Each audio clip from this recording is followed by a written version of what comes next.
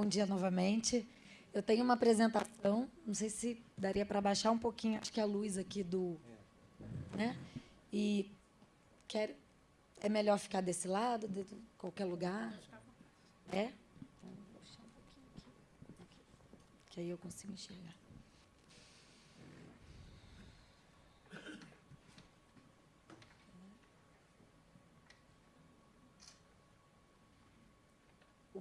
O projetor está para qual direção? Só para saber. Ah, não liguei. Ok, perfeito. Bom, gente, então, mais do que o tema da regularização fundiária, a minha apresentação ela é um pouco mais holística, né, mais integral, e eu vou tratar do tema da habitação na agenda global, como eu disse anteriormente. Essa é a estrutura, a apresentação ela tem mais ou menos 6 pontos. Primeiro, são 2 slides sobre o ONU Habitat, para quem não conhece. Depois, o direito à habitação ou moradia adequada, remoções forçadas, Agenda 2030 para o Desenvolvimento Sustentável, os Objetivos de Desenvolvimento Sustentável, ou os ODS, né, pela sua sigla, e eu finalizo falando sobre a nova agenda urbana, que era, acho que, o interesse mais específico da minha fala. Bom, para quem não conhece o ONU Habitat, né, eu já falei que é o Programa da ONU para os Assentamentos Humanos, a gente tem um mandato definido pela Assembleia Geral da ONU desde a década de 70. O nosso mandato é esse que está aqui. Ups, desculpa, gente. Que está aqui à minha direita: desenvolvimento urbano, social, e econômico e ambientalmente sustentável, com o objetivo de proporcionar moradia adequada para todos e todas. Esse é o nosso mandato clássico. Ele, no momento, está sendo revisitado e atualizado em função da nova agenda urbana, que eu vou falar um pouquinho mais para o final. A nova agenda urbana, ela estabeleceu em 2 parágrafos o ONU Habitat como o ponto focal para o tema da urbanização sustentável e assentamentos humanos. Então, ampliou um pouco mais o nosso mandato e, né, trouxe alguns novos desafios relacionados principalmente ao fenômeno da urbanização. A minha intenção não é que vocês leiam, nem vou passar quadradinho por quadradinho, eu só queria ressaltar essa régua azul em cima, que são os nossos 7 departamentos em Nairobi, na nossa sede, para que vocês tenham um pouco mais conhecimento sobre os temas que o ONU Habitat trabalha, né? A ONU ela é muito parecida com os governos, né? A gente critica muito os governos sobre a maneira de fazer política pública, principalmente a abordagem setorializada, né, cada um na sua caixinha, que não conversam muito entre si, mas a ONU ela não é muito diferente, né, uma instituição da década de 40, de 1945, e ela também, né, cada agência tem o seu tema, cada agência, programa, fundo da ONU tem o seu mandato. E esse é o nosso, um pouco esse resumo. Então, eu vou começar pelo departamento ali da corzinha mais marrom, é o primeiro de legislação urbana, solo e governança. Esse departamento a gente trabalha principalmente com o tema da legislação urbana e a gente coordena a rede mundial de instrumentos de uso do solo. Eu vou falar dela no finalzinho, vou dar o site para vocês. Lá tem várias metodologias relacionadas ao consumo de terra e ao uso e ocupação do solo. O segundo ali, verdinho, é o Departamento de Planejamento e Desenho Urbano. Nele, a gente tem, por exemplo, unidades temáticas sobre mudança climática, sobre espraiamento urbano, ou expansão de cidades, planejamento regional e metropolitano. O terceiro, que era para ser azulzinho, é o de Economia Urbana. A gente tem unidades focadas em juventude e criação de emprego, desenvolvimento econômico local, finanças. Aqui do meio é o de Serviços Urbanos Básicos. A gente tem 4 unidades técnicas, né, ou temáticas nesse departamento, que é água e saneamento, mobilidade urbana, energia e resíduos. Depois, a gente tem um departamento de habitação e urbanização, melhoramento de favelas, né, e aí a gente tem uma unidade sobre habitação, uma sobre participação cidadã e desenvolvimento comunitário e uma sobre slump grade, né, que seria melhoramento ou urbanização de favelas. Aqui, penúltimo, a gente tem um departamento de redução de riscos e reabilitação de desastres. Ele é um departamento bem grande, porque a ONU tem um sistema de resposta a desastres a partir do momento que um presidente ou um primeiro-ministro solicita oficialmente o apoio da ONU, no caso de um terremoto, uma tsunami, uma inundação, um furacão.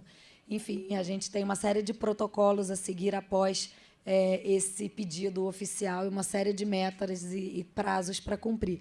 E o ONU Habitat é responsável pelo tema habitacional na recuperação pós-desastres, ou a gestão, né, para evitar também, para diminuir. E, por último, é um departamento mais transversal, que é o de pesquisa e desenvolvimento de capacidade, que a gente tem principalmente a produção dos relatórios globais, que o ONU Habitat publica, os indicadores, o monitoramento, né, das cidades, enfim, as grandes pesquisas, principalmente amostrais.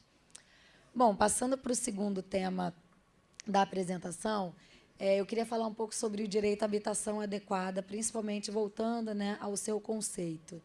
O direito à habitação adequada, ele é reconhecido como parte do direito a um padrão de vida adequado desde a Declaração Universal de Direitos Humanos, de 1948. Ele deve ser interpretado como o direito de viver em algum lugar com segurança, paz e dignidade, conforme está lá na declaração.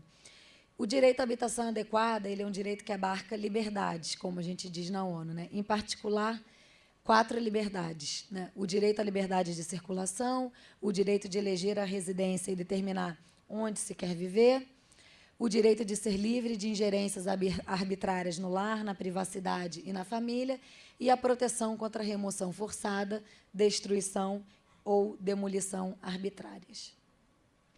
É um direito que também contém outros direitos. Segurança da posse, que eu imagino que a gente vai falar bastante ao longo do dia, restituição da moradia da terra ou do patrimônio, acesso à habitação, né, adequada de maneira não discriminatória e em igualdade de condições, participação nas decisões vinculadas com a habitação no plano nacional e no plano mais comunitário ou local, e proteção contra remoções forçadas, que são consideradas uma grave violação dos direitos humanos e do direito à moradia adequada. Bom, e a habitação adequada, no conceito, né, que a gente utiliza no mundo inteiro, ela é muito mais do que um teto e 4 paredes, né, como a gente diz. O conceito inclui 7 critérios. O primeiro critério é o tema da segurança da posse, ou seja, a pessoa ela tem que se sentir protegida, né, contra... Obrigada. Está ótimo. A pessoa ela tem que se sentir protegida e ter algum resguardo contra a demolição, né, o despejo, né, a remoção forçada. A disponibilidade de serviços básicos, materiais e infraestrutura, ou seja, a importância de você ter conexão à rede de água, esgoto, coleta de lixo, por exemplo, né, ter acesso aos serviços urbanos.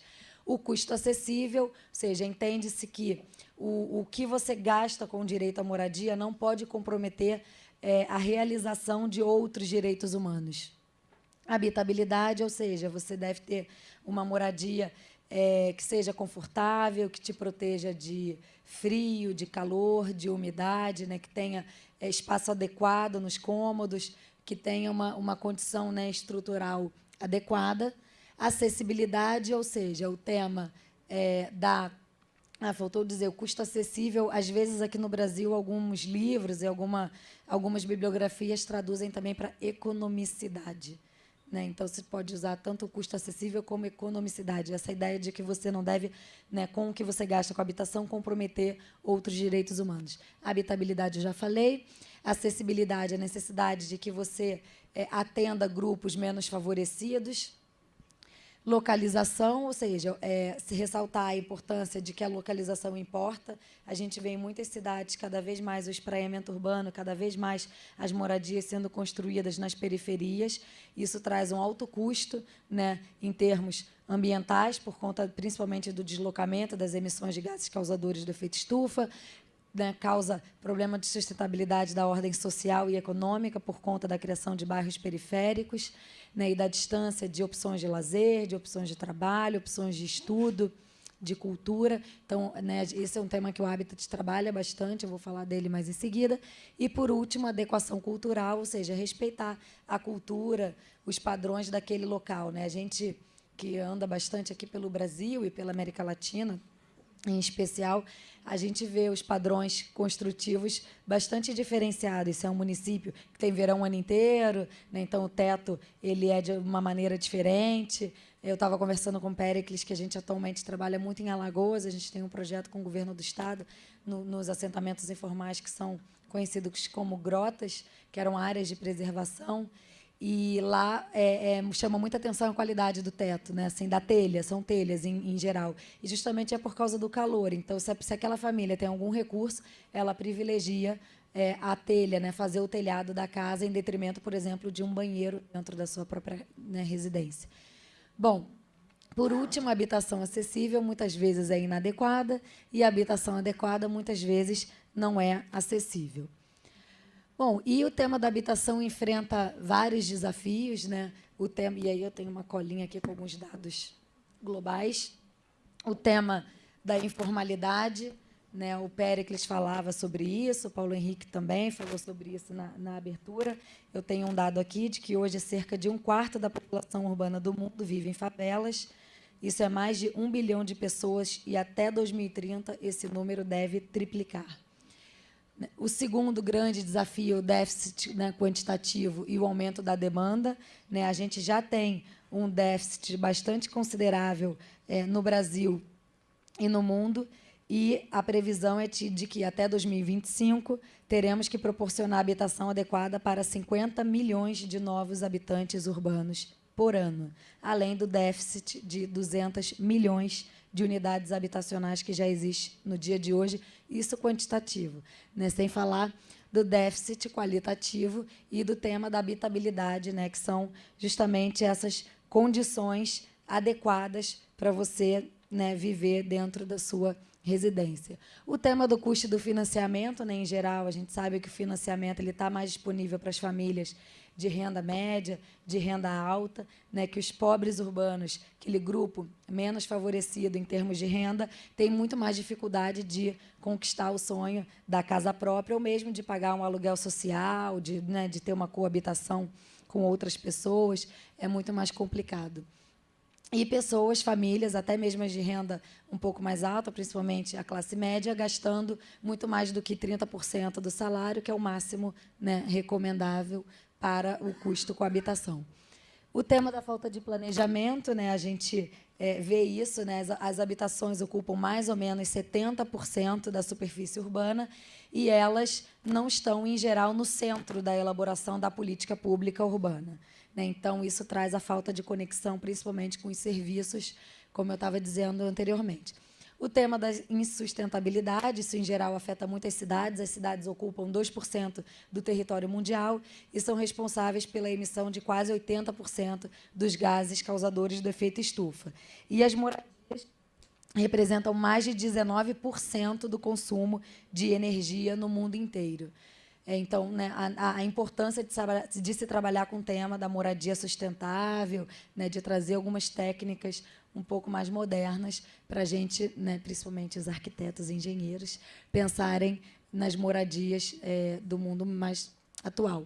O tema das remoções e despejos forçados, né, que, como eu disse anteriormente, é uma grave violação do direito, de um direito humano.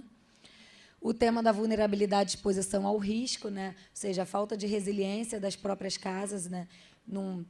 Eu costumo contar, há anos atrás eu trabalhei como ponto focal de desastres para a América Latina e Caribe, nesse sistema de respostas da ONU quando há um desastre, e eu tive a oportunidade de acompanhar a passagem de um furacão em Cuba e nos Estados Unidos, e nos Estados Unidos o furacão causou a morte de 2 pessoas, e não destruiu quase que nenhuma casa. Lógico que voou uma telha aqui, uma telha ali. Em Cuba, o mesmo furacão, né, com uma intensidade muito parecida, ele destruiu uma província de Holguín, mas não causou nenhuma morte, nenhuma fatalidade, porque Cuba tem um sistema de resposta, um alerta temprano, né, um alerta... Sei como um alerta, né, que já avisa a comunidade já sabe para onde ir, né, tem os pontos de apoio determinados. Então, pôde salvar vidas, mas todas as casas praticamente foram destruídas porque o material não era sismo-resistente, os materiais eram de muito baixa qualidade. Então, logicamente, também as casas sem acesso a serviço, principalmente ao saneamento, expõem aquela família a doenças parasitárias, né? É um número enorme de mortes de crianças no mundo inteiro por conta da falta de saneamento. E, por último, o tema da localização, que eu já falei, né, que a gente tem cada vez mais visto o consumo de terra excessível. Agora, o México lançou um relatório recentemente que o consumo de terra aumentou 3 vezes mais do que o crescimento populacional, ou seja, espraiamento urbano, espraiamento das cidades. Tem cidades no mundo, por exemplo, na Ásia, que esse espraiamento, o consumo de solo, de terra, chega a ser 5 vezes maior do que o crescimento da população. Então, nas cidades com uma densidade muito baixa, isso trazendo, certamente, muitos custos para entrega dos serviços.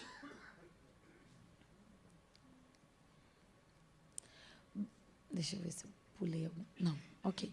O direito à habitação adequada, um pouco sobre as 3 obrigações que os Estados, que são, né, os países membros da ONU, se comprometeram a seguir. Primeira obrigação de um Estado é respeitar, ou seja, abster-se de ingerir direta ou indiretamente na realização do direito à moradia adequada. A segunda obrigação é a de proteger. Os Estados eles devem impedir a ingerência de terceiros no âmbito da moradia adequada.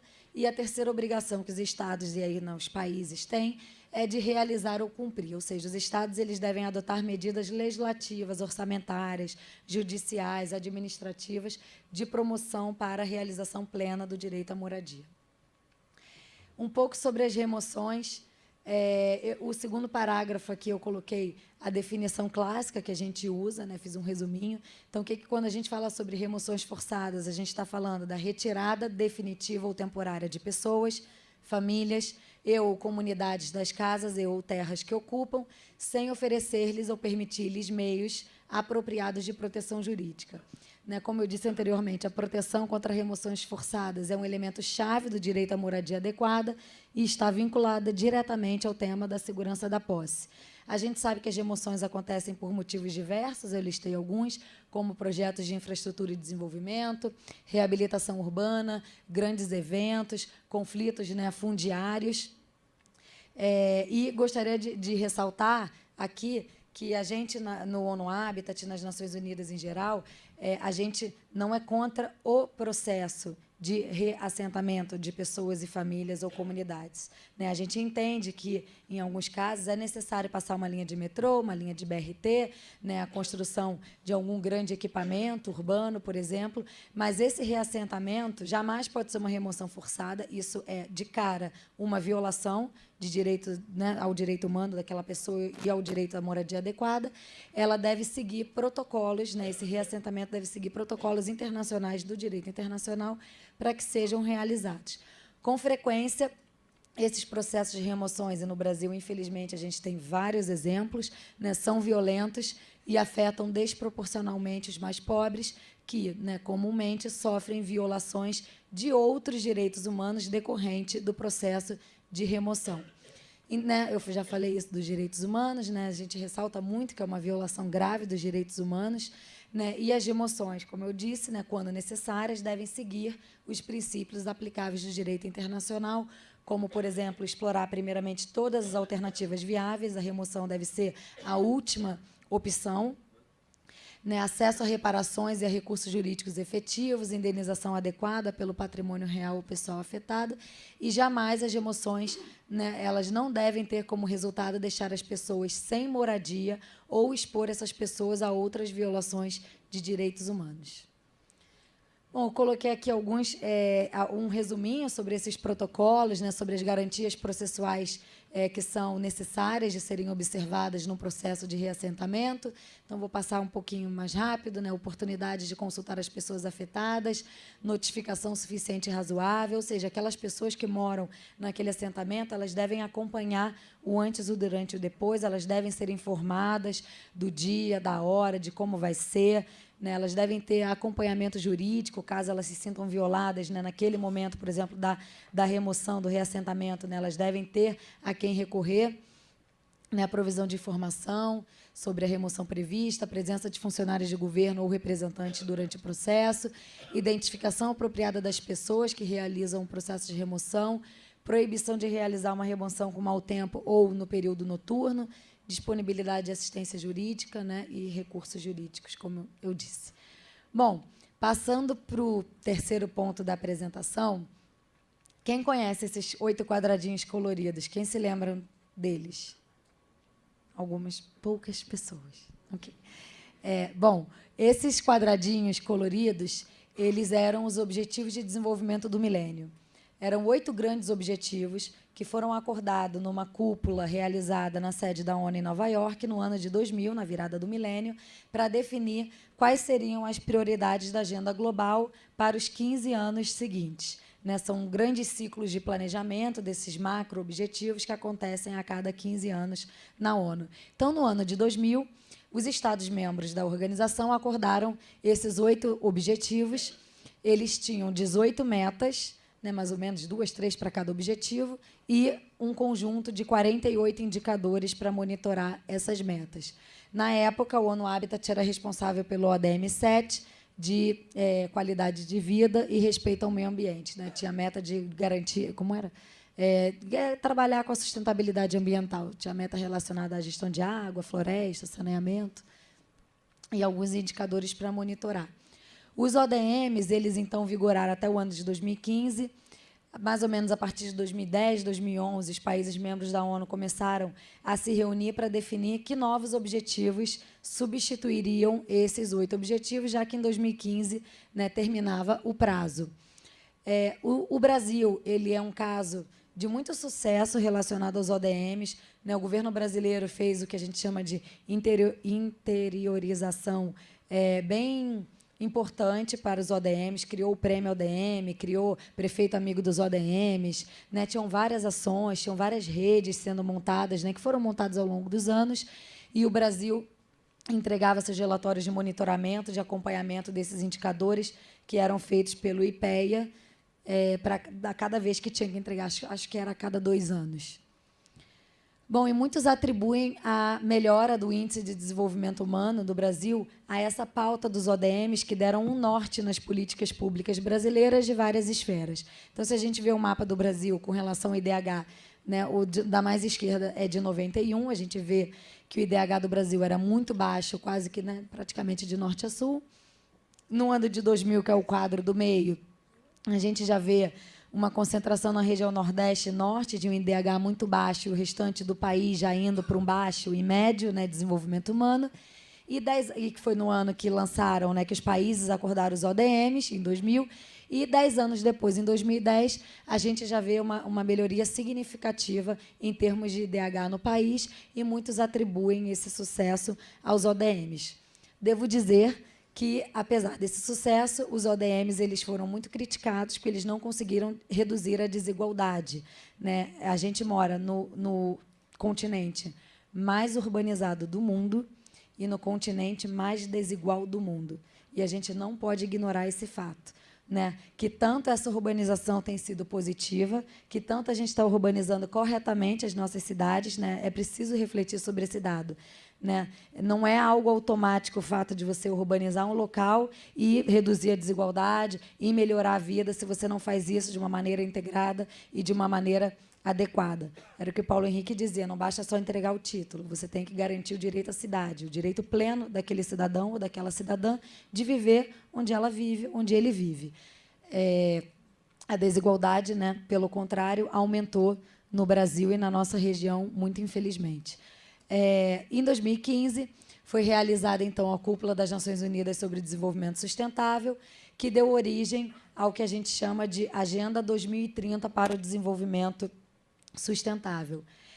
Antes, aqui traçando um paralelo, antes, com os ODMs, a gente tinha 2 grandes focos, na dimensão social e na dimensão ambiental, e agora, com a Agenda de 2030, a gente tem a abordagem do desenvolvimento mais ampliada, principalmente a partir do seu tripé, economia, meio ambiente e a dimensão social, e trazendo a necessidade de territorializar ou de espacializar isso, porque não basta saber se determinado país ou determinada cidade cumpriu determinada meta. A gente tem que saber onde a meta foi cumprida para automaticamente saber onde a meta não foi cumprida.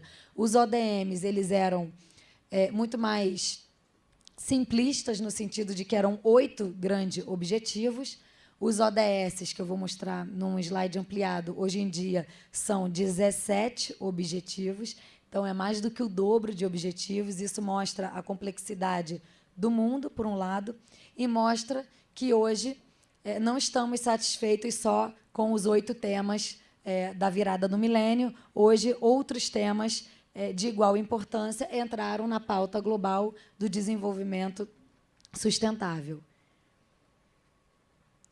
Esses são os objetivos, eu vou falar deles em seguida, mas eu coloquei esse slide só para me lembrar de falar que a Agenda 2030 para o Desenvolvimento Sustentável, inicialmente ela era chamada de Agenda 2015, justamente porque era depois de 2015, até ela ganhar o seu nomezinho, Agenda 2030, que é o prazo de cumprimento dessa agenda, ou seja, temos aqui 15, agora um pouquinho menos, anos para cumprir.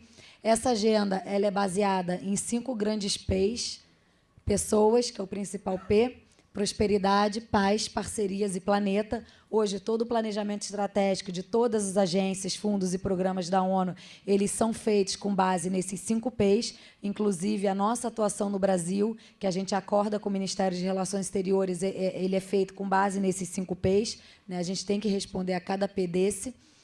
Ela inclui outras resoluções da ONU, como resultante da Conferência Financiamento para o Desenvolvimento, Conferência de Gestão e Redução de Desastre, o Acordo de Paris, né, que é mais relacionado à mudança do clima, o Habitat 3, que a gente vai ver um pouquinho sobre a nova agenda urbana, que é a resolução que saiu dessa conferência, e a parte, vamos dizer, a parte principal dessa agenda, que são os 17 ODSs. Quem já viu esses 17 quadradinhos? Um pouquinho mais do que os ODMs. Bom, a Agenda 2030 e os ODS, ela é baseada, né, a agenda ela é baseada em 3 grandes pilares. O primeiro pilar é a universalidade, ou seja, os objetivos e as metas eles têm que ser relevantes para todos os países, né, que compõem a organização, que são 193. Universalidade não significa uniformidade. É possível adequar o texto das metas, e o IPEA acabou de publicar uma publicação de 500 páginas sobre a adequação das metas para a realidade brasileira.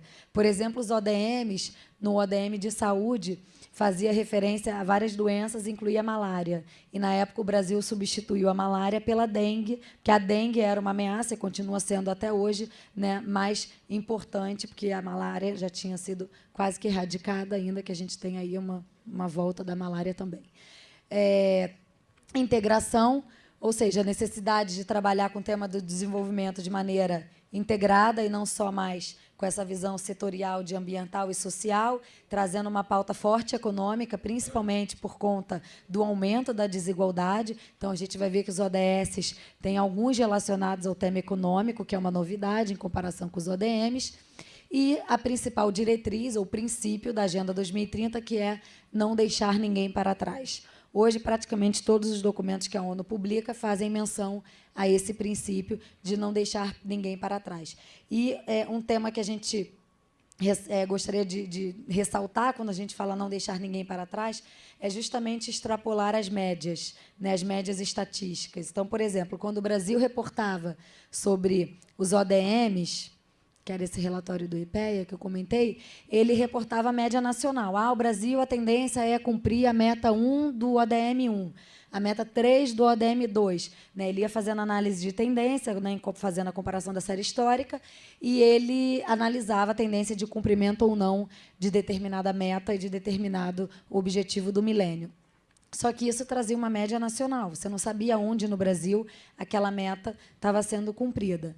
Os ODSs, eles buscam ir além, né, dessas médias nacionais. Então, é por isso que tem um ODS, que é o 11, que é de nossa responsabilidade do ONU Habitat, que monitora o nível municipal, né, justamente para você ter uma desagregação maior, né, no nível territorial e trabalhar com dados espacializados. Bom, então, a Agenda 2030 ela é uma agenda que tem 5 grandes áreas, que são os 5 P's que eu falei, 17 objetivos, 169 metas e 193 países. Então, se a gente pensar, traçar um paralelo muito rápido, né, como eu disse anteriormente, eram 8 ODMs, agora são 17 ODSs, e anteriormente eram 18 metas que os países tinham que monitorar, com 48 indicadores de monitoramento. E hoje em dia são 169 metas e serão 240 e poucos indicadores que estão sendo justamente definidos nesse momento. Eu vou passar muito rápido pelos 17 objetivos, porque eu percebi que a minoria conhece os ODS. Então, o primeiro é relacionado ao tema da pobreza. Depois, Péricles, pode disponibilizar a apresentação, eu posso mandar material, vou disponibilizar o nosso e-mail também, a gente manda a apresentação para quem quiser. Então, não se preocupem se eu passar rápido ou de vocês quererem anotar. O primeiro, esse da pobreza, ele foi o mais fácil de chegar no consenso, na negociação, que é muito dura, é muito difícil, né? Ela é conduzida principalmente por diplomatas, e esse houve um consenso grande de trabalhar, né, a erradicação da pobreza. O segundo é relacionado à fome, à segurança alimentar. O terceiro, a uma vida saudável e bem-estar para todos, em todas as idades. O quarto é relacionado ao tema da educação inclusiva e equitativa de qualidade. O quinto, relacionado à igualdade de gênero. O sexto, de água e saneamento. O sétimo, acesso à energia. O oitavo é o relacionado ao crescimento econômico e ao emprego pleno e produtivo, trabalho decente. O nono, relacionado à infraestrutura resiliente, industrialização inclusiva e sustentável e promotor da inovação. O ODS 10 é relacionado à redução da desigualdade entre os países e dentro dos países. O 11, que eu vou falar um pouquinho mais em detalhe, porque é o nosso, tornar as cidades e os assentamentos humanos inclusivos, seguros, resilientes e sustentáveis. É esse ODS urbano, ODS, né, de cidades. O 12, relacionado aos padrões de consumo e produção. O ODS 13, relacionado à mudança do clima. O 14, relacionado a oceanos, mares e recursos marinhos. O 15, a ecossistemas terrestres. O 16, relacionado a sociedades pacíficas, inclusivas, acesso à justiça, né, instituições eficazes. E o último, fortalecer os mecanismos de implementação e revitalizar uma parceria global para o desenvolvimento. Cada ODS tem a mesma estrutura dos ODMs, é um objetivo, 2, 3, bom, na verdade, até 5, 7 metas, né, são muitas metas, são 169. Então, tem o objetivo, as metas daquele objetivo, e cada meta terá 1 ou 2 indicadores para monitorar aquela meta. A gente trabalha com... A gente gosta muito desse gráficozinho, esse diagrama, né? Mas um diagrama, não um gráfico, de quebra-cabeça, mostrando a necessidade de integração entre os ODS e trazendo à luz o fato de que, se você não cumprir um ODS, né, isso pode dificultar ou mesmo impedir o cumprimento de outro ODS. Né? Estão todos interligados. O ODS, um pouco sobre o direito à habitação nessa agenda global. Né? O tema da habitação adequada, ele está presente na primeira meta do ODS 11. O ODS 11 é esse de cidades e comunidades sustentáveis. O ONU Habitat, ele também é responsável por monitorar metas urbanas de outros ODS, por exemplo, água e saneamento, infraestrutura resiliente, redução da pobreza. Tem algumas metas urbanas que também são de nossa responsabilidade monitorar, mas, enquanto objetivo, o nosso é esse 11. A gente lançou aqui no Brasil um glossário do ODS 11. Os textos das metas, eles são muito longos. Eu coloquei aqui o da meta 11.1, que é a primeira, que diz: até 2030, garantir o acesso de todos à habitação adequada, segura e a preço acessível e aos serviços básicos, bem como assegurar o melhoramento das favelas ou urbanização. A gente prefere urbanização, mas o Itamaraty prefere melhoramento de favelas. Então, tem vários desafios atrelados a essa meta, não só desafios conceituais, né? O que é uma habitação adequada, o que é uma habitação segura, o que é um preço acessível para a habitação, o que é o melhoramento ou urbanização de favelas, né? Do que se trata, como também a dificuldade de você escolher um indicador, ou no máximo 2, para monitorar uma meta com uma redação tão extensa. Então, para ajudar um pouco, nós do Sistema ONU fizemos uma força-tarefa, que hoje é um grupo assessor da Agenda 2030 no Brasil, e cada agência elaborou um glossário, um documento temático sobre o seu ODS. Então, a gente elaborou o glossário do ODS 11, que é um documento com 38 verbetes. Para cada um, a gente buscou trazer a definição internacional e a definição nacionalmente utilizada. E o documento temático, que é um documento um pouco mais não tão descritivo. Bom, né, não é tão descritivo, porque o glossário é uma espécie de dicionário mesmo. Né? Você pega lá, habitação segura, okay, o que é? Urbanização sustentável, o que é? Patrimônio cultural e natural, né? Qual é a definição? E o documento temático, eu posso mandar para vocês podem fazer download também. Ele traz fatos e dados sobre o Brasil, trabalha com o tema da autonomia municipal. A gente, no final, termina esse paper, ele tem mais ou menos 10 páginas, sugerindo caminhos, né, para que os governos, para que o governo brasileiro, em todas as suas esferas, organizações de sociedade civil, universidade, possam seguir. O ODS 11 ele é composto por 7 metas e 3 meios de implementação. Essas metas são principalmente sobre transporte, espaço público, patrimônio natural e cultural, urbanização sustentável, planejamento participativo, conexão área rural, urbana e periurbana, habitação, serviços básicos, são os principais, mudança do clima, né, desses 7. Bom, e o ODS 11 nos trouxe uma grande pergunta, né, de o que fazer. Né, o que fazer para tornar as cidades e os assentamentos inclusivos, seguros, resilientes e sustentáveis. Né? E nos trouxe a necessidade de repensar a maneira como a gente constrói, gerencia e vive nas cidades. E aí eu chego na nova agenda urbana, em 2016, ou seja, um ano depois dos ODS terem sido acordados, foi realizada uma conferência da ONU que faz parte de um ciclo de conferências que ocorre a cada 20 anos, se chama Conferências Habitat, ou Conferência das Nações Unidas sobre Habitação e Desenvolvimento Urbano Sustentável. A primeira ocorreu em 76, a segunda em 96, que foi muito importante para o reconhecimento do direito à moradia adequada, e o Habitat 3, que é a última, ocorreu em 2016, em Quito, no Equador. E o objetivo dessa conferência, Habitat 3, eram principalmente 2 objetivos. O primeiro era analisar os avanços dos últimos 20 anos, desde 96. Então, cada país também teve que elaborar o seu relatório nacional. Eu recomendo muito a leitura do Relatório Nacional do Brasil. Ele foi feito no âmbito... A relatoria foi do IPEA, mas ele foi produzido no âmbito do Conselho das Cidades, que era, porque no momento não funciona, o braço participativo do Ministério das Cidades. A gente participou de várias reuniões e foi muito bacana. O fio condutor, o tema principal do relatório nacional que o Brasil apresentou ao secretariado da conferência foi o direito à cidade. O direito à cidade, ele não era reconhecido internacionalmente. A primeira resolução da ONU que menciona o direito à cidade é a nova agenda urbana, acho que no parágrafo 11 ou 12, acho que é o 11, que menciona esse tema, e o Brasil era um dos países que mais defendia a necessidade de reconhecer o direito à cidade nas resoluções da ONU, né, nessa agenda global. Então, ele tinha, por isso que o Relatório Nacional do Brasil tem o tema do direito à cidade como fio condutor de todo o texto. Então, ela tinha 2 objetivos. Um era analisar os avanços dos 20 anos, desde 96 até 2016. O segundo objetivo era trabalhar, né, em cima dos desafios que persistiam e dos novos desafios que apareceram, né, até 2036, que é quando ocorrerá o Habitat 4. A nova agenda urbana ela é um plano de ação para a urbanização para os próximos 20 anos.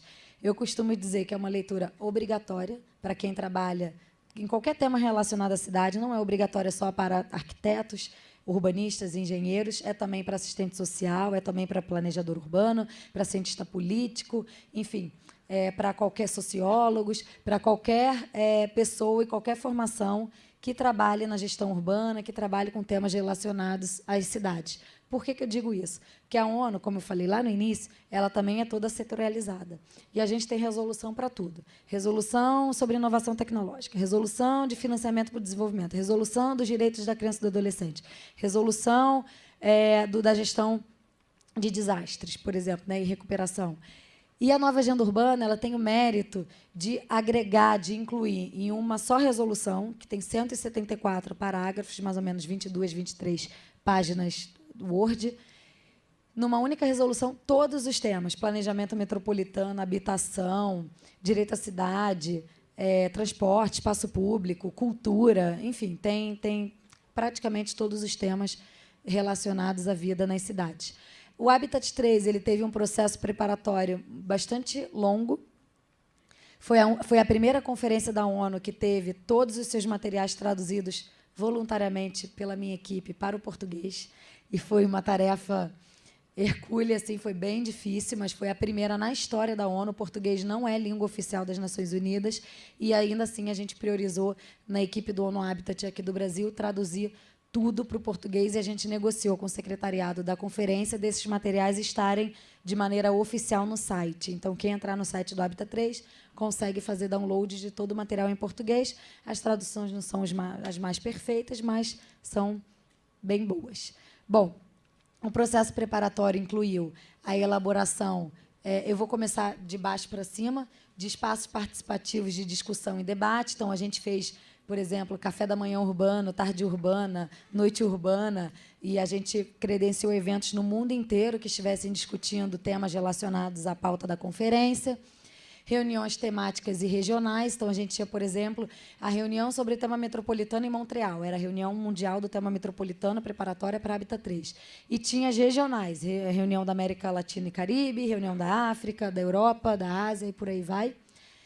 Depois, a gente montou 2 grupos. O primeiro, que a gente chamou de unidades de política, eram 10 unidades de política formadas por especialistas que os países indicaram. Então, o Brasil, na época, acho que indicou 2, bom, indicou vários, mas a ONU, né, credenciou 2 brasileiros, e a gente trabalhou principalmente na unidade de política 1, que era do direito à cidade. E os documentos temáticos, ou issue papers, que são 22 documentos, esses eram elaborados especificamente, ou seja, exclusivamente por agências da ONU. Sempre tinha uma agência liderando, por exemplo, a Unesco liderou o documento temático de patrimônio natural e cultural. O ONU Habitat liderou o documento temático de finanças municipais e vários outros.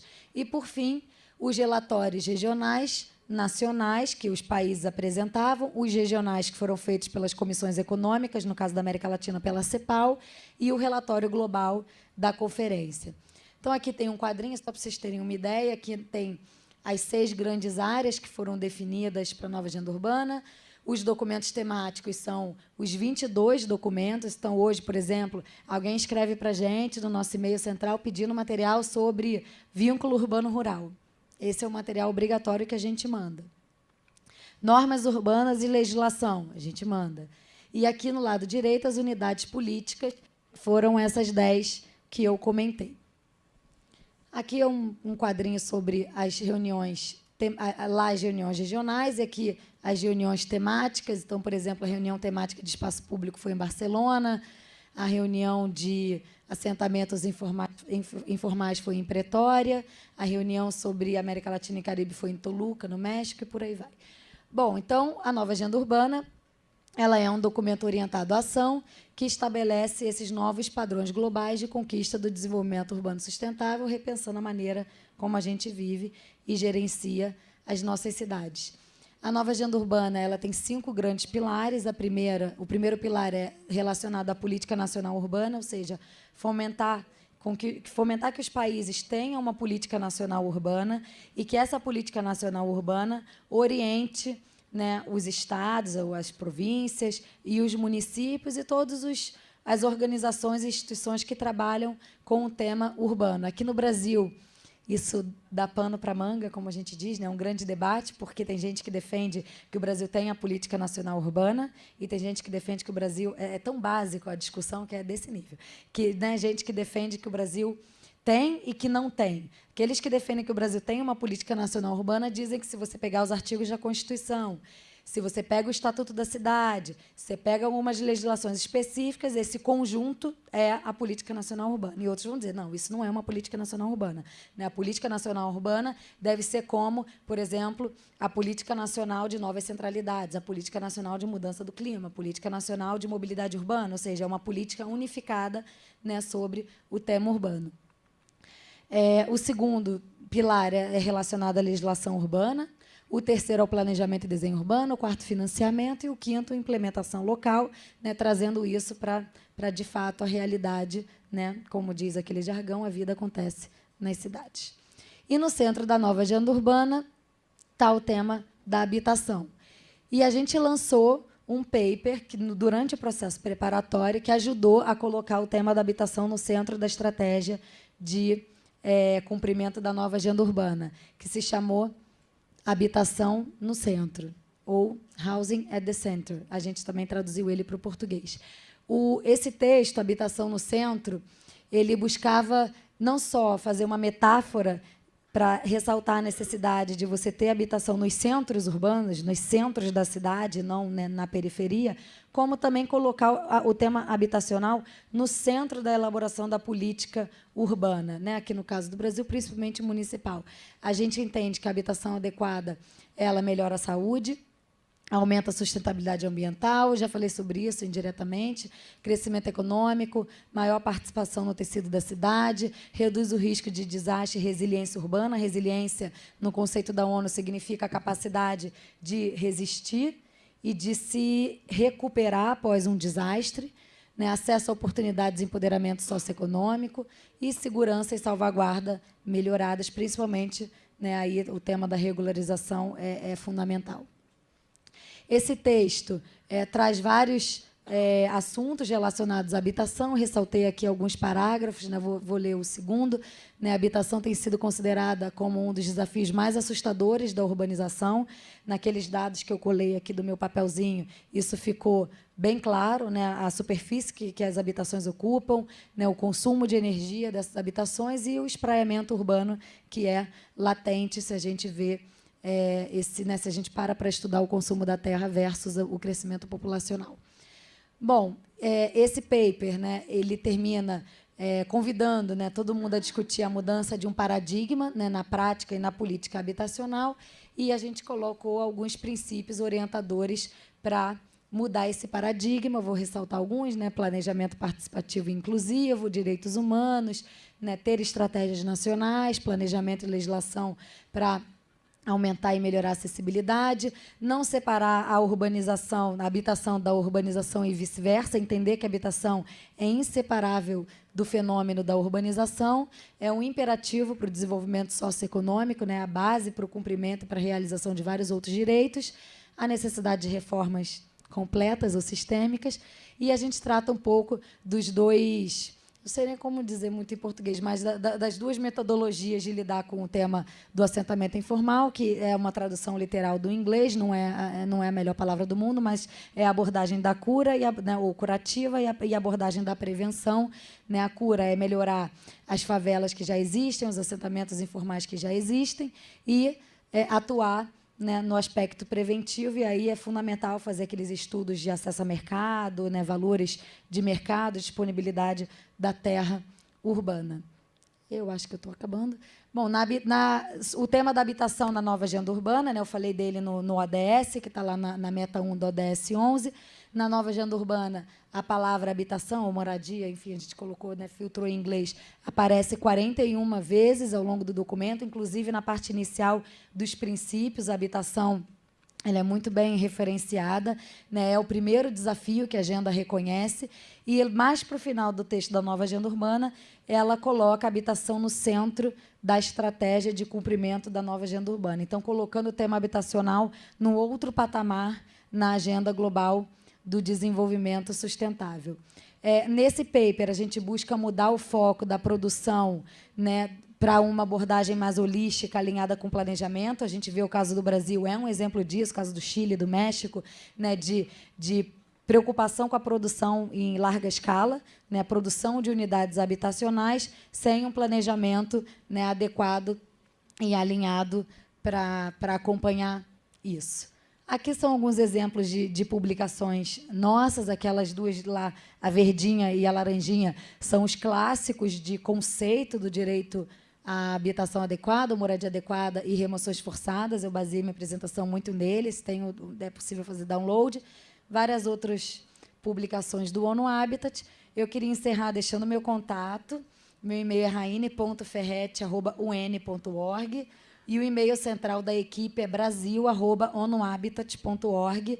Quem quiser que a gente mande material, fique à vontade para mandar, tanto para mim como para o e-mail brasil@onuhabitat. Se tiver interesse em receber materiais sobre algum tema específico que eu não falei, resiliência, né, legislação, enfim, fiquem à vontade de pedir também, porque a gente tem bastante coisa. Tem o nosso Facebook, nosso Instagram.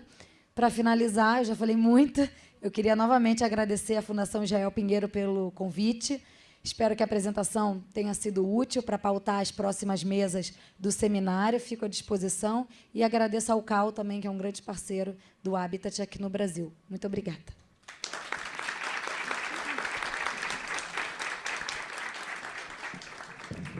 Vamos dar início ao debate sobre a mesa 1.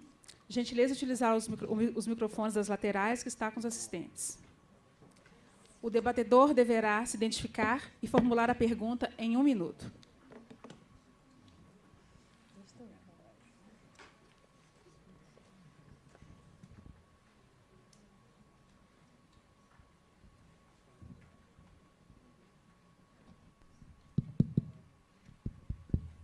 Tem alguém interessado aí, gente, fazer alguma pergunta?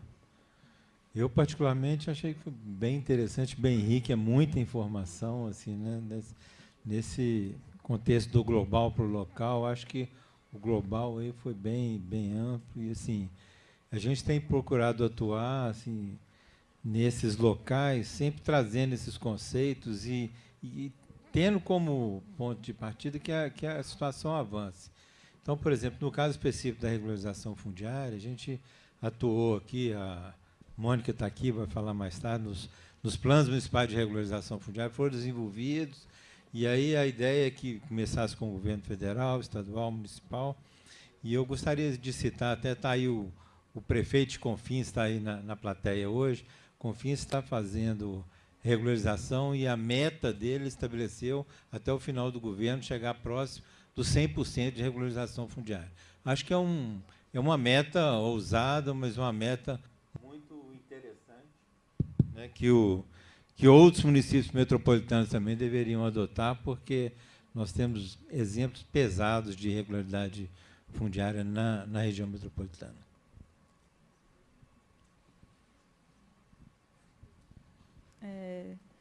Bom dia, meu nome é Liliana. Eu tenho uma pergunta a respeito do que você falou, Rayana, dos indicadores de nível municipal. Né, que a gente pode ter acesso a esses indicadores para acompanhamento? Posso responder ou quer coletar mais perguntas? Pode responder. Tá bom. Liliana, os indicadores, assim, de todos os ODS, mais ou menos 1/3 já está consensuado. Então, esses 1/3 já tem, quando a gente diz que está consensuado, tem o dado e o metadado, né, a fórmula de cálculo e o dado disponível. Outro 1/3 tem o dado, ou tem o metadado, né, a metodologia de cálculo, não tem os dois. E 1/3 não tem nada. Então, por exemplo, o de espaço público, no momento, não tem. Vale dizer, é importante dizer, que tem uma comissão de estatística da ONU que está fazendo esses indicadores. Nessa comissão, o IBGE representa o Brasil, o Mercosul, mais o Chile, né, porque não dá para ter 193 instituições estatísticas de produção de dados e informações na comissão.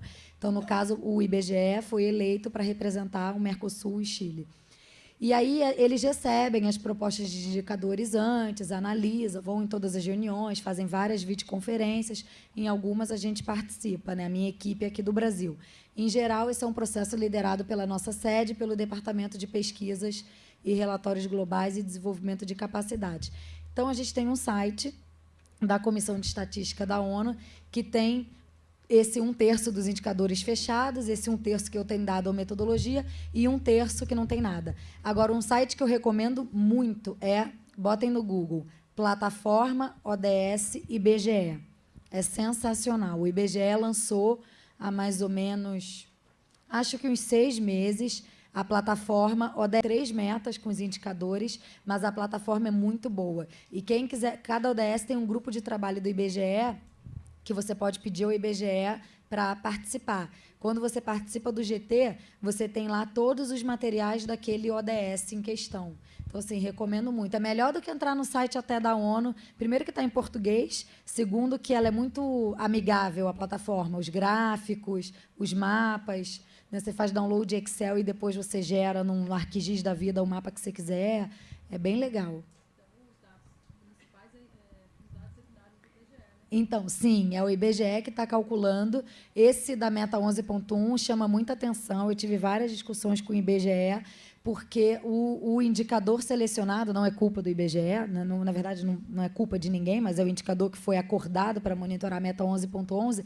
Ela, além do tema da habitação adequada, o indicador incluía o tema da inadequabilidade do domicílio. E aí aumentou muito. Então, por exemplo, Rio de Janeiro, que a gente trabalha muito com a prefeitura, a gente está habituado com o dado de que 22% da população vive em favela e aumentou para 43%. Rondônia é 85%. 85%. Porque juntou a habitação inadequada com o domicílio inadequado. E aí os números cresceram muito, mas isso vai ser para o mundo inteiro, não vai ser só o Brasil que vai reportar. Dá a sensação de que aumentou muito, né? Que dobrou, na verdade. Acho que é isso.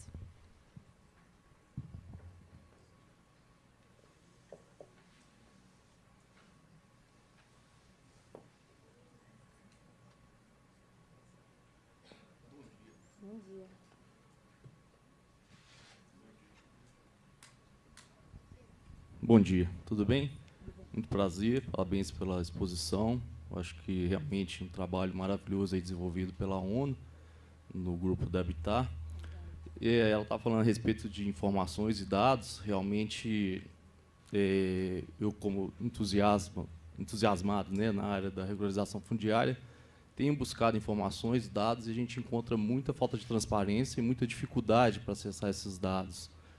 Só um exemplo bobo, assim, você vai pesquisar no site do IBGE para saber quantas habitações urbanas, para saber, porque tem lá a informação que tem 4 habitantes por cada residência, por exemplo, né? Então, você calcula lá a população urbana e rural, faz essa diferença.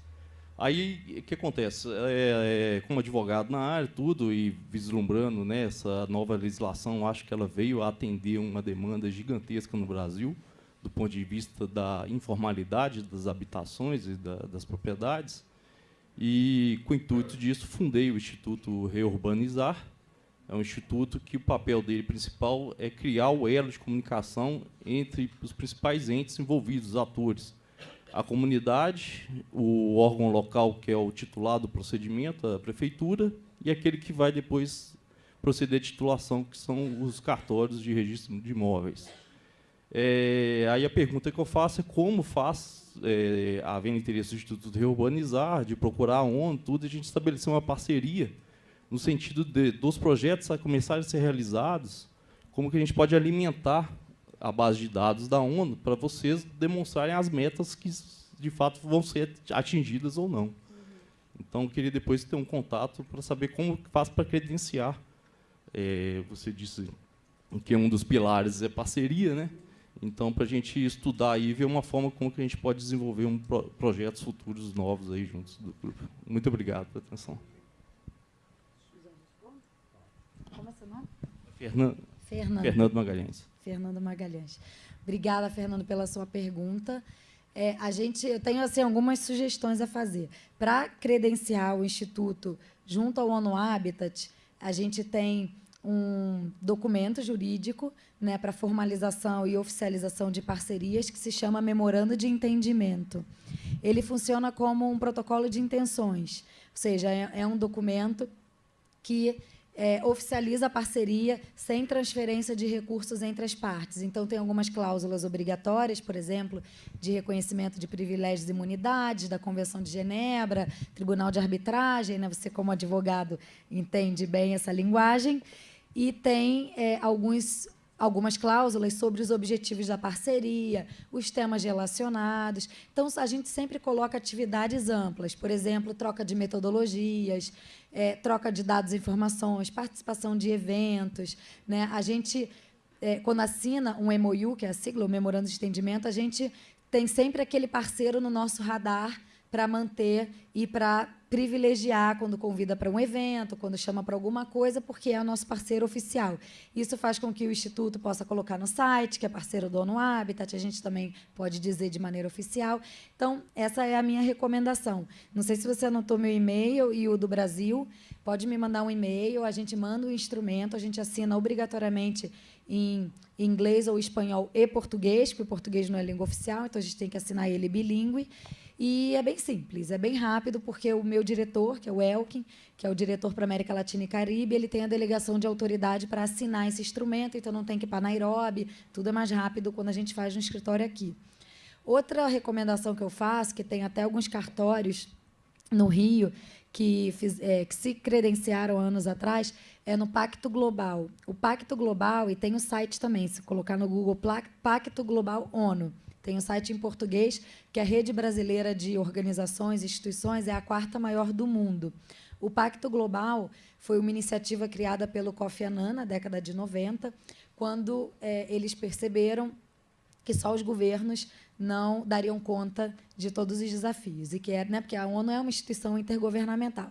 Então, eles se deram conta de que era necessário ter parcerias com ONGs, com organizações de sociedade civil, terceiro setor, com o setor privado, principalmente, que eram os potenciais parceiros muito longe da ONU, né? A gente não tinha, até hoje, a gente não tem os instrumentos mais adequados para assinar parceria com o setor privado.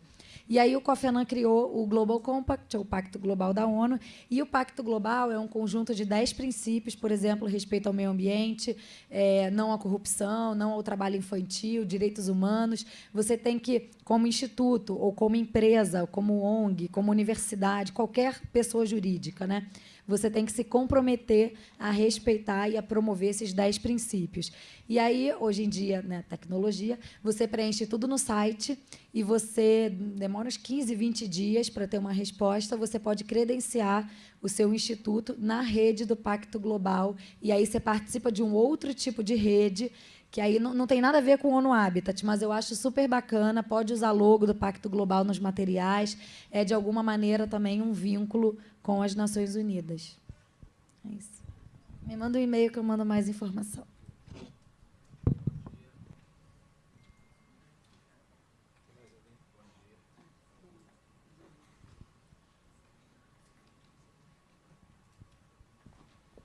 Bom dia a todos.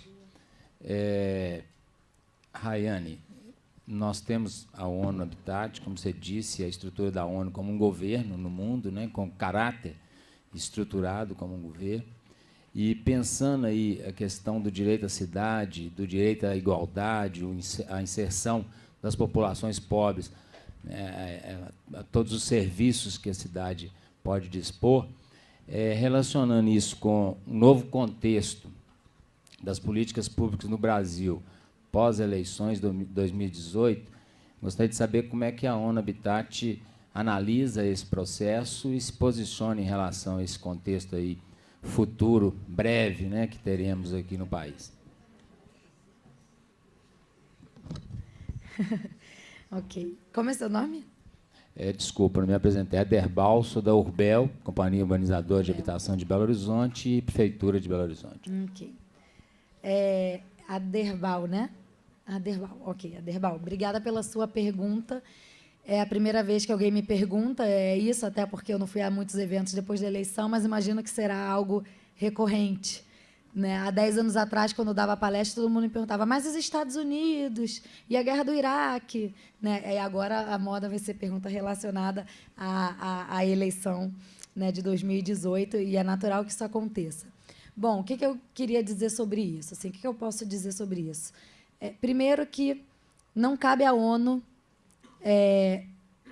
dizer se a eleição foi bem feita, mal feita, e, né, pré-julgar o candidato ou candidata que vai assumir o governo. A ONU ela tem um protocolo estabelecido para chefes de Estado, né? O nosso secretário-geral, que é o Antônio Guterres, ele ligou para o presidente eleito no dia seguinte da eleição, no dia 29 de outubro, né, quando ele tomou conhecimento do resultado, seguindo o protocolo internacional. Houve muita discussão, porque, em algum momento, o candidato eleito disse que retiraria o Brasil da ONU, né, isso ganhou muito espaço na mídia, a gente teve que responder várias demandas de jornalistas e esclarecer que, naquele momento, aquela opinião de 2 peritos brasileiros do Conselho de Direitos Humanos não era a opinião da instituição. O Conselho de Direitos Humanos da ONU ele é formado por peritos independentes. Podem ser qualquer um de vocês, não pode ser eu, que sou funcionária do quadro fixo. Mas são pessoas que têm suas profissões, seus países, e que participam do Conselho com o objetivo de assessorar o secretário-geral da ONU sobre temas relacionados a direitos humanos, no caso do Conselho de Direitos Humanos. E aí 2 peritos, né, brasileiros desse conselho fizeram né, publicaram aquela nota falando sobre o presidente Lula e a necessidade de respeitar os direitos políticos, civis dele, né, e de aceitá-lo como candidato. Nesse momento, houve aquele desconforto todo. A ONU no Brasil teve esse esforço de esclarecer um pouco esses canais e como funciona. Agora, sim, voltando para a sua pergunta, o ONU Habitat é uma agência de cooperação técnica especializada da ONU. Então, a gente não costuma se posicionar nessas situações. Quando eu digo que a gente não se posiciona, não é porque a gente é isentão, né, que é a palavra do momento. Porque não querem falar, não querem ficar mal na fita. Não é isso. Primeiro que não cabe à ONU. Né? Não cabe, como agência especializada, a gente se posicionar se vai ser bom, se não vai ser bom, se é comunista, ou se é fascista, ou se é antissemita. Se é... Não cabe a gente, como agência de cooperação técnica. Então, o ONU Habitat ele está sempre preparado para trabalhar com quem esteja no poder, quem esteja, né, cumprindo aquela função no executivo, no judiciário e no legislativo. Né, a gente sempre vai estar preparado. Eu me lembro, para dar exemplo, bom, não sei se é o melhor exemplo, mas eu vou compartilhar. Na época que o Haddad era prefeito de São Paulo, a gente trabalhou muito com a Prefeitura de São Paulo, né? Eles fizeram um plano diretor, né, que é bastante inovador, né, que é até hoje, né, se a gente compara com outros planos diretores do Brasil. Ele, inclusive, ganhou um prêmio do ONU Habitat. Eu tive várias vezes com ele, com o meu diretor, né, várias vezes em eventos lá, viagens internacionais com a Prefeitura. E, na época, ele tinha um índice de rejeição altíssimo em São Paulo. E aí eu fui falar com o meu diretor, assim, né? Não tinha passado pelaquela experiência. Eu falei, o que um alemão vai a São Paulo, ele é colombiano, meu diretor. Eu tenho que te dizer isso. Saiu na época, agora o índice de rejeição era altíssimo. E ele falou para mim, não tem problema nenhum. Mais uma razão para a gente trabalhar em conjunto e tentar mudar o que está desagradando a sociedade. Foi a resposta que ele me deu. Não nos cabe analisar isso. Então, só para fechar, para dizer que o ONU Habitat ele está preparado para trabalhar, né, com quem esteja na liderança do país. Vai ser, de fato, um prazer trabalhar com o nosso presidente da República, assim como foi um prazer trabalhar com todos os outros. Eu trabalho desde o primeiro governo Lula no ONU Habitat, né, e a gente sempre encontrou o caminho e o meio de trabalhar e de incidir na política pública do país. E eu espero que isso não mude. Eu espero que ele seja bem assessorado, né, que a gente tenha bons ministérios, que a gente tenha quadros técnicos e que a gente possa continuar trabalhando. Essa é a minha expectativa, independente de quem esteja no cargo. Ok, gente. Tem mais alguma pergunta? Mais uma só? Então, vamos encerrar então, com a sua pergunta.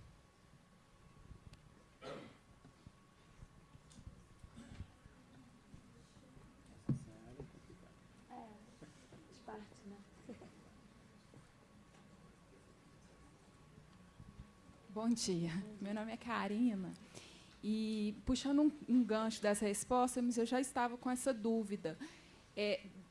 Pela sua palestra, a gente percebe que a ONU tem uma participação nacional, com coleta de dados, acompanhamento do que vem acontecendo.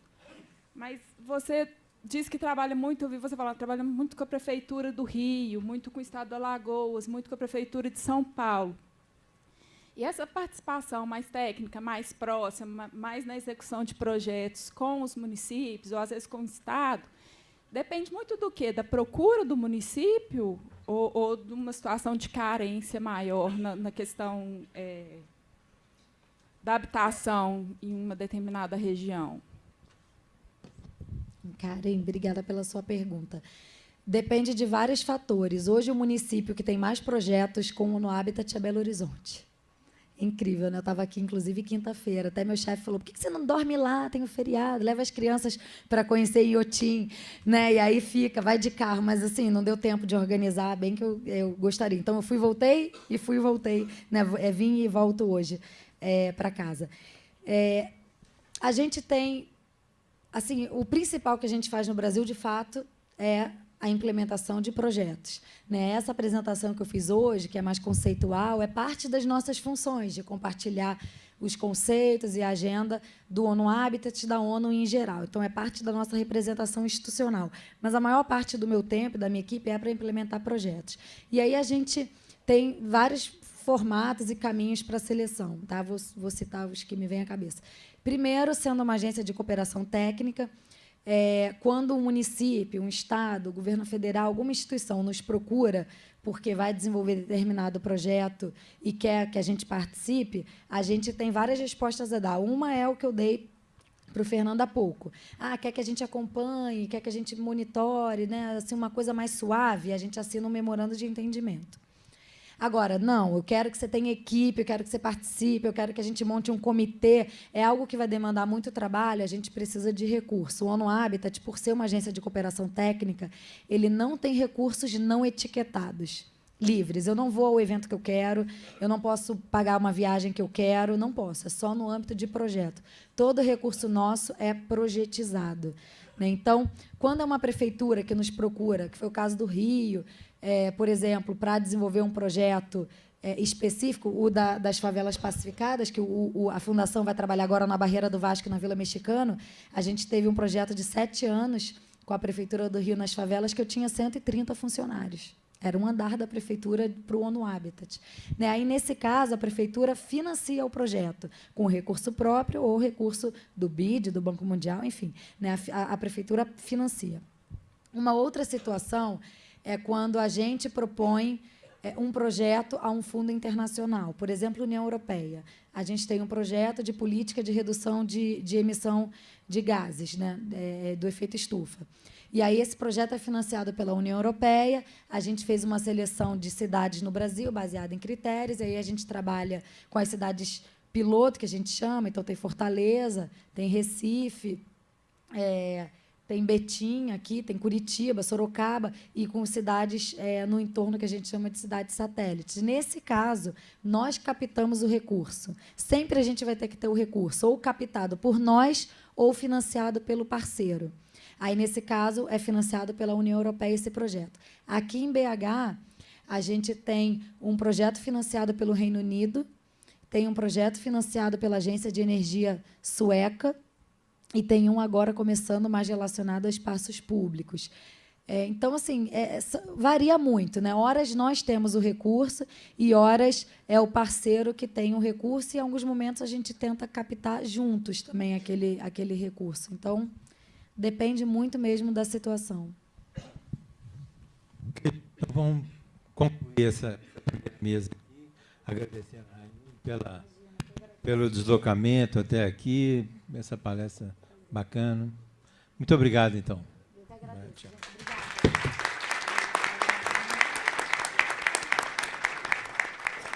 Agradecemos os participantes da mesa e convidamos a tomar seus assentos na plateia.